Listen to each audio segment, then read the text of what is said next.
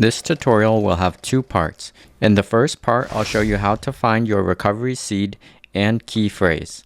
You will need at least one of these to recover a Solana wallet or any non-custodial wallet such as Phantom. Then, in the second part, we will go over how to import or recover a Phantom wallet. If you already have your recovery seed or key phrase, you can skip part 1 of the video. To back up or find your recovery seed and key phrase, you need to open up your browser where the Phantom wallet was installed. So here I have Google Chrome open, and this is where my Phantom wallet extension is. So I just click on the Phantom wallet extension. You can see that I only have one account tied to this wallet. So first we're going to back up our seed phrase. To do that, just go down to settings and then go to manage accounts and click on your account. And then right here, it shows your account name, your addresses, your secret phrase, and your private key.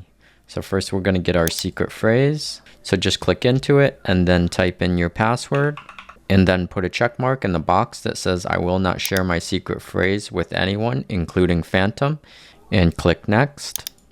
Alright, now you just want to copy down your secret phrase in the same order that it's shown here. The order is important, so copy down 1 through 12 in the same order. I have put mine on a notepad. And next we'll grab the private key. So just click the little back arrow at the top. Alright, and click it one more time. And then go to show private key. Enter your password once more. And put a check mark in the box. And click next. Now there's a private key for each blockchain.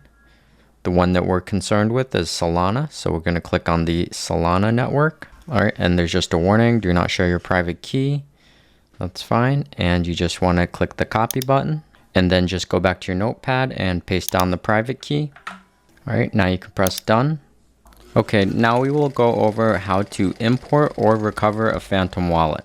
For this, I've decided to move to Firefox, which would basically simulate moving your wallet to a different browser or to a new machine. You could also just do this on a new browser in Chrome.